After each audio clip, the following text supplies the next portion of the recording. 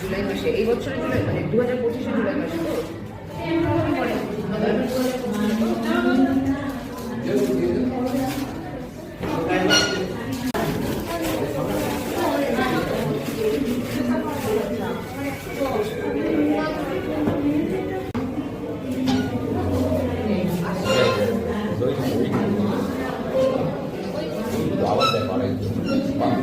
শরীর ঠিক লাগছে?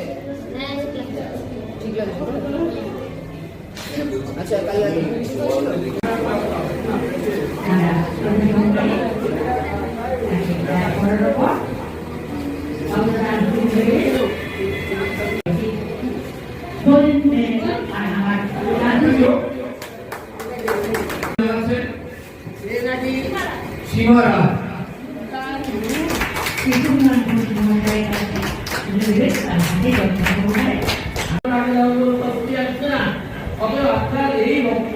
অমূল্য দান এটা সমাজে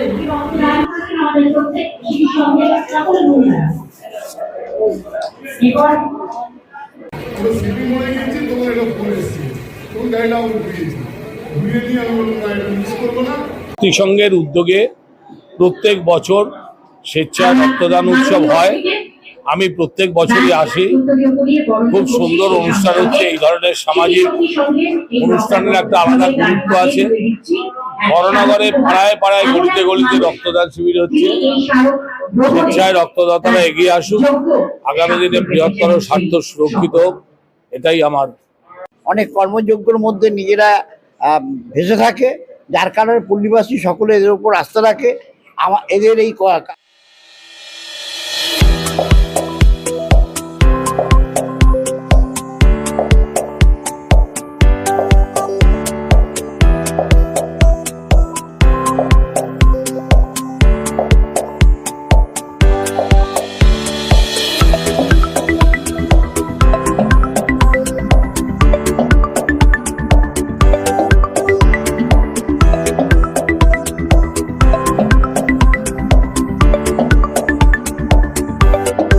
ক্রিয়াকলাপে আমাদের ভোট এখানে খুব ডাউন ছিল। আমাদের ভোটটা কিন্তু মানুষের পাশে না থাকলে মানুষ তো মানুষকে চেনে না, মানুষ ভোটে প্রমাণ দিয়ে দেয়। যার জন্য এই ক্লাবের সকল সভ্য এবং সভ্যা এই রক্তদান শিবিরে তারা একটা নির্দিষ্ট সময় করতে পেরেছে। ধন্যবাদ জানাই। বলবো যে এখানে তো রক্তদান শিবির চলছে, রক্তদান শিবিরে এমন কিছু মানুষ যোগদান করছে এখানে মহিলার সংখ্যা বেশি, থেকে যারা শারীরিকভাবে দুর্বল তারা রক্তদান করছে। দেখুন, এই পৃথিবী সৃষ্টি হয়েছে মহিলা দিয়ে, তো এই রাজ্যে মুখ্যমন্ত্রী হচ্ছেন মহিলা, তো মহিলা তো এগিয়ে থাকবে। মহিলা হচ্ছেন সমাজের গোড়ার একজন কারিগর, সমাজকে নিয়ে চলাই হচ্ছে মহিলার কাজ। আজকে এই যে মহিলা সদস্য আছেন বা এই ক্লাবের মহিলা সদস্যরা এই রক্তদান শিবিরের মধ্যে যুক্ত হয়ে এটা প্রমাণ করে দিচ্ছেন মহিলা সবসময় এগিয়ে আছেন। আমরা মহিলাদের সঙ্গে আছি। যে কোনো কাজ এই ক্লাব বা এই সদস্যদের যদি মনে করেন কি আনোয়ার খানে দরকার আছে, আমি সবসময় এদের পাশে আছি।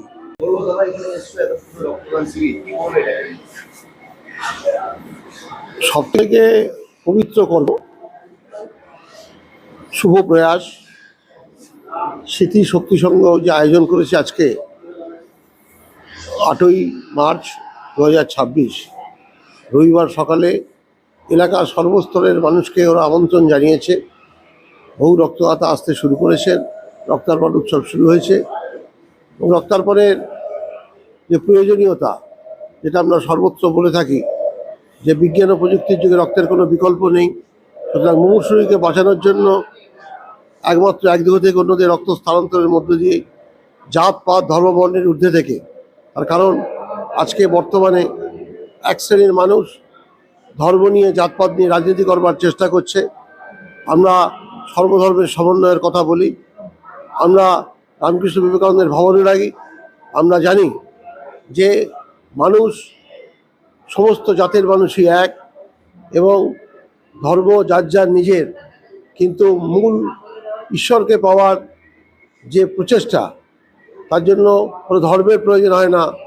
কেউ বলে ভগবান, কেউ বলে গড, কেউ বলে আল্লাহ। সে যে যাই বলুক না কেন, মূল লক্ষ্য একটাই, ঘনিষ্ঠ লক্ষ্য হচ্ছে ঈশ্বরের।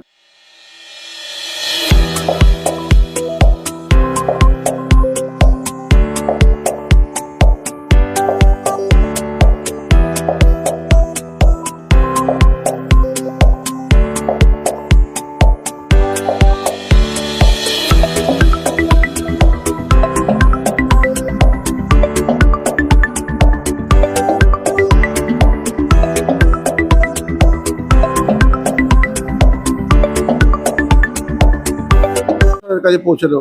তাই আজকে স্মৃতিশক্তি সংঘ যে মানবতার উদাহরণ দিয়ে এই কাজ করবার চেষ্টা করছে, এবং এটা শুধুমাত্র ঈশ্বরকে পাওয়ার জন্য নয়, মানব সেবার মধ্য দিয়ে বিবেকানন্দের আদর্শকে বাস্তবায়িত করবার জন্য, মানব সেবার আদর্শকে বাস্তবায়িত তারা করছে, এবং মানব সেবার মধ্য দিয়েই কিন্তু ঈশ্বর প্রাপ্তি হয়।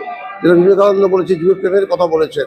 এবং আমরা এটা বিশ্বাস করি যে পুজো আচ্ছা যে কোনো ধরনের অনুষ্ঠানের চেয়ে মানব সেবাই হচ্ছে আসল। মানুষের জন্য কিছু করো, মানুষের জন্য এগিয়ে যাও। কারণ আজও সমাজ কাঁদছে, সমাজের এখনও বেশ কিছু মানুষ আজও দুবেলা দুমুঠো অন্ন পায় না, বস্ত্র পায় না। সেই মানুষদের পাশে দাঁড়িয়ে সেই মানুষদের জন্য কিছু কাজ করবার যে শুভ প্রয়াস, আমি এই শুভ প্রয়াসকে সর্বত্র স্বাগত জানাই। এবং সে স্মৃতিশক্তি সংঘ এবং তার যে পুরোধা যারা আছেন, সভাপতি আছেন আমার অত্যন্ত কাছের মানুষ, বিশিষ্ট রাজনীতিবিদ আইনজ্ঞ জগদীশচন্দ্র মজুমদার আছে, এই অঞ্চলের কাউন্সিলর সুবিমান ঘোষ আছেন, ক্লাবের সম্পাদক, অন্যান্য যারা আছেন, প্রত্যেককে আমার ব্যক্তিগত পক্ষ থেকে ধন্যবাদ। এবং আশা করব এই শুভ কর্ম তাদের মধ্যে বজায় থাকুক, আগামী দিনেও এই কাজ এগিয়ে চলুক। ধন্যবাদ। উপস্থিত সবাইকে আমি জানাই আমার প্রীতি, শুভেচ্ছা, ভালোবাসা, এবং যারা বয়স্ক তাদের আমি জানাই প্রণাম, এবং আমার সমবয়সী সবাইকে একইভাবে আমি শ্রদ্ধাবনত মস্তকে তাদের কাছে আমি কৃতজ্ঞতা পাশে আবদ্ধ। আজকে এখানে অনেক ভালো ভালো লোক, ভালো বক্তা সবই এসছেন, এবং রক্তদান সম্পর্কে বহু লোক অনেক কথাই বলেছেন, এবং ডাক্তারবাবুরা পাশে রক্ত নিচ্ছেন এবং তারা এর বিশেষজ্ঞ। এবং এই রক্ত কী জন্য নেওয়া হচ্ছে আপনারা আমার থেকে ভালো জানেন, কারণ সমাজে আজকে রক্তের যে প্রয়োজন, তাতে আপনার ওই এক ফোঁটা রক্তে একটা জীবন বাঁচবে।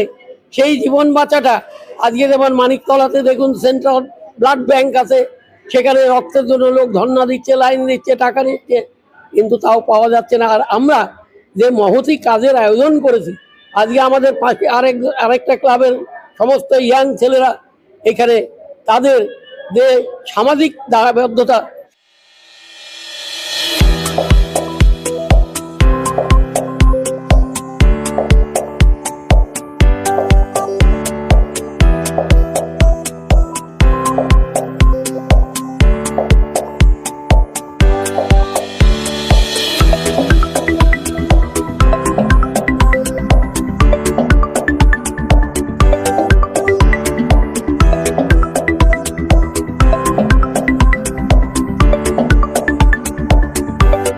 সেটা পালন করার জন্য চলে এসছেন।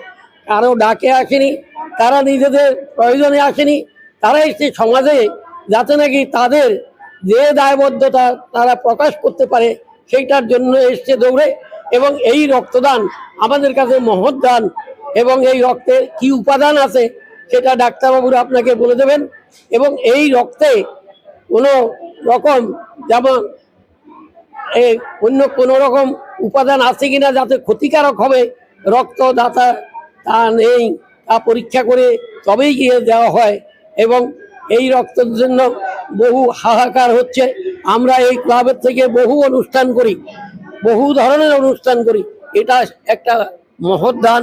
এবং এটা বিরাট একটা উপকার করার জন্য এই সংস্থা আমরা বহুদিন চালিয়ে যাচ্ছি। আমাদের কাছে বহু লোক আসেন, আমরা তাদের সাহায্য করার চেষ্টা করি সমস্ত কাজেই। আর এই সামাজিক দায়বদ্ধতা আছে বলে আমরা কিন্তু লোকেদের কাছে এখনো যেতে পারি এবং সমস্ত মানুষ আমাদেরকে ভালোবাসে। যেমন আপনারা কেন এসছেন, আপনারা কিন্তু আমাদের কাছে কিছু চাইতে আসেননি, আমরা নিজেরাই ঠিক করেছি যে আগামী দিনে আপনাদের যেন সাহায্য সব রকম সহযোগিতা পাই, যাতে আপনারা আমাদেরকে কাছে টানেন, কাছে রাখেন। আরো অনেক দিন যাবত আমার ক্লাবের সদস্যরা যাতে নাকি এই কাজ করে যেতে পারে। কারণ আমি তো ম্যাগনিফিসেন্ট সাইপার, তাকে প্রেসিডেন্ট বলে, প্রেসিডেন্টের কোনো ফাংশন নেই, ওই নামটা হয়তো আমার এখানে লাগিয়ে রেখে দিয়েছে ক্লাবের উৎসাহী সমস্ত যুবকরা, তারা তাদের কাজ করেছে। কিন্তু আমার কর্তব্য হচ্ছে, আমি জানি আমার দ্বারা কোনো কাজ সম্পন্ন হয় না, আর আমি হয়তো ক্ষতি করতে পারি, ভালো কিছু করতে পারি না, তবে সেই চেষ্টাটা আমি নিরত আছি। তাই আপনাদের সবাই কাছে আজকে যে উপস্থিত হয়ে, আমি এটা বক্তব্য নয়, আমি আইনজীবী হিসাবে কোর্টের বক্তা, আমার এইখানে বক্তব্য রাখার মঞ্চ নয়। তা সত্ত্বেও সমাজে বসবাস করি, যেহেতু সমাজের মানুষের সঙ্গে বসবাস করে, মানুষের রক্তের সকলেরই রং একই রকম, এটা বহু মনীষী বলে গেছেন, যেমন মহাত্মা গান্ধী বলে গেলেন, এবং আজকে আবার দেখলাম আনোয়ার সাহেবও ওই একই বাক্য উচ্চারণ করে গেলেন। কিন্তু তাতে আমরা বুঝলাম যে মানুষে পুরুষ আর মহিলা এই দুটো মানুষ বলে, কিন্তু আমি তাও দেখতে পাচ্ছি না। এই রক্তের যখন বিনিময় হচ্ছে, তখন তো পুরুষ মহিলার কোনো ব্যাপার নেই, তখন হচ্ছে আমরা প্রত্যেকেই মানুষ। তাই আমাদের কর্তব্য যা আছে, কর্তব্য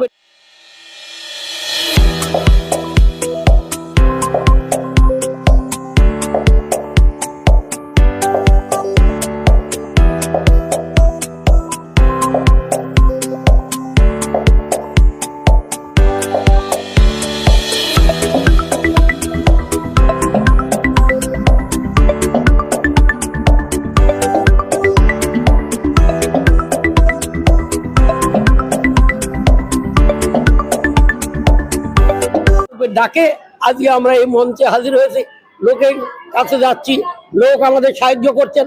তাই আপনাদের কাছে আমি কৃতজ্ঞ, আপনারা হাজির হয়ে আমাদের বহু ধরনের সাহায্য করে যাচ্ছেন। সেই জন্য সবাইকে ধন্যবাদ জানাই, নমস্কার জানাই, প্রণাম জানাই। আজকে এই পর্যন্ত শেষ করলাম। বিশেষ করে সকালবেলা প্রতিবন্ধী যারা আছে তারাও রক্ত দিয়ে গেছে, তার সঙ্গে অনেক মহিলা রক্ত দিয়েছে, কি বলবে এটা? না, স্মৃতি শক্তি সংঘ এই এলাকার একটা অত্যন্ত প্রতিষ্ঠিত ক্লাব। এখানে এসছেন, আপনারা দেখছেন, রামকৃষ্ণ পাল, আর এদের একজন সংগঠক হচ্ছে সুবিমান ঘোষ রাতুল। এই গরমের মধ্যে 30 জন এর মধ্যে রক্ত দিয়েছে। সাগর দত্ত মেডিকেল কলেজ রক্ত নিচ্ছে, এবং 70 জন ওদের লক্ষ্যমাত্রা। একটা ক্লাব ভালো কাজ করলে কত কি করা যায়, এরা হচ্ছে তার নিদর্শন। আমি এদের অভিনন্দন জানাচ্ছি। আমার নাম বিশ্বজিৎ রয়, আমি এই ক্লাবের সম্পাদক। তো এই বছরের রক্তদান শিবির তো আজকে হলো, দুদিন ধরে আপনাদের প্রোগ্রাম চলছে, কি কি প্রোগ্রাম হলো আপনাদের? আমাদের কালকের প্রোগ্রাম ছিল, প্রথমে আমাদের দুপুরবেলায় 2টো থেকে আরম্ভ হয়েছে অঙ্কন প্রতিযোগিতা। অনেক বাচ্চারা এসে আমাদের এখানে অংশগ্রহণ করেছিল বাইরে থেকে। তারপর আমরা রাত্রি 8টায় আমাদের একজনই পরিচিতর মাধ্যমে জাদু প্রদর্শনী হয়েছিল, এবং পাড়ার সকলে এসে এই জাদু প্রদর্শনীতে অংশগ্রহণ করেছিল। আর আজকে তো দেখছেন আমাদের রক্তদান শিবির চলছে, এখনো পর্যন্ত মানুষ আসছে, রক্তদান করছে। আর সবচেয়ে বড় কথা, আপনারা যেভাবে এসে আমাদের জিনিসটাকে সকলের মাধ্যমে তুলে ধরছেন, এই যে প্রচারটা আমাদের ক্লাবের বাড়ছে, আপনারা আমাদের পাশে আরও থাকুন। আমাদের আরও তো প্রোগ্রাম হয়, আমাদের যাতে প্রচারটা আরও বাড়ে, আমাদের যত ছেলেরা রয়েছে তারাও উৎসাহিত হবে হয়ে এই প্রোগ্রাম সম্পূর্ণ করছে, এবং আপনাদেরও সহযোগিতা আমাদের সঙ্গে রয়েছে। আপনার নাম আর ক্লাবের নাম? আমার নাম রঘুনাথ দাস, মেজো বলে সবাই চেনে। এই ক্লাবের আমি সহ সম্পাদক। তো এবারে যে রক্তদান শিবির হচ্ছে, কততম বর্ষে পদার্পণ?